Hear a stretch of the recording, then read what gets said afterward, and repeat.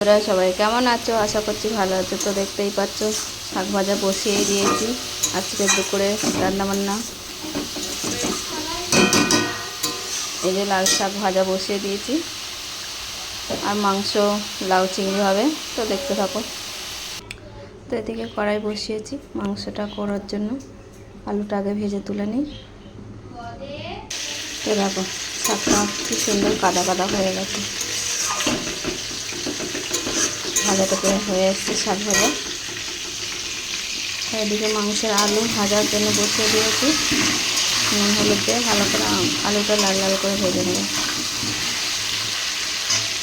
দেখো মাংসের আলু ভেজে তুলে নিয়ে ফোড়নে একটু হচ্ছে এলাচ, লবঙ্গ, দারচিনি, একটু শুকনো লঙ্কা দিলাম, দিয়ে কেটে রাখা পেঁয়াজটা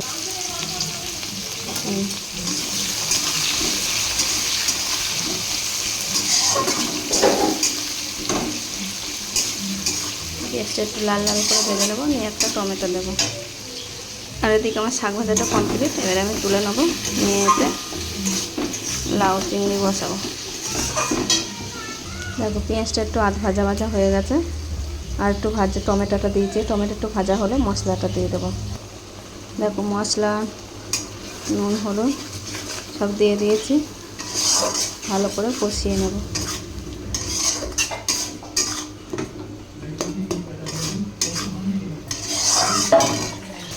দেখো মশলাটা কষা হয়ে গেছে। এবারে মাংসটা দিয়ে দেবো এর মধ্যে। মাংসের সাথে মশলা ভালো করে কষিয়ে নেব।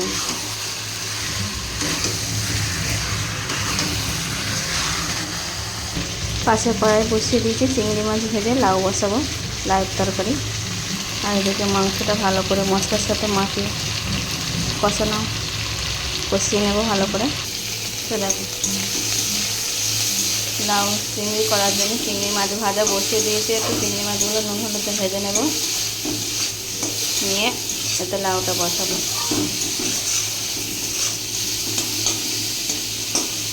চিংড়ি মাছগুলো বড়ো বড়োই আছে, আর অল্প একটুখানি লাউ তো ওই জন্য কটাই নিয়েছি। তারপর চিংড়ি মাছ ভেজে তুলে নিয়ে কড়াইতে তেল দিয়ে 5 ফোড়ন তেজপাতা ফোড়ন দিয়েছি। এবার কেটে রাখা আলু দেবো। আলুটা দিয়ে দিয়েছি, ভাজা ভাজা হলে মশলা দেবো।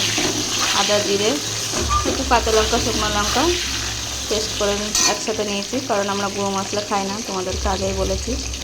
মশলার সাথে এবারে চিংড়ি মাছটাও দিয়ে দিলাম, ভালো করে আলুর সাথে একটু কষিয়ে নেব। নিয়ে মশলা কষা হয়ে গেলে লাউটা দেবো। অনেকে অনেক রকমভাবে লাউ চিংড়ি করে।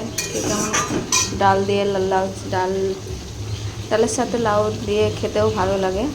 লাউ দিয়ে ডাল রান্না করে, লাউ চিংড়ি, মাছের মাথা, যেমন খুশি নিরামিষভাবে অনেক রকমভাবে লাউটা রান্না করা যায়। আজকে আমাদের চিংড়ি মাছ নিয়ে এসেছে লাউ দিয়ে খাওয়ার জন্য, তা করছি, দেখতে থাকো বন্ধুরা। মশলাটা কষা হয়ে গেছিলো, তাই যে ভালো করে লাউয়ের সাথে মিশিয়ে নিই। আজকে একটু লাউটা বড় বড় করে কেটে ফেলেছি, আর আমি এত বড় কাটি না।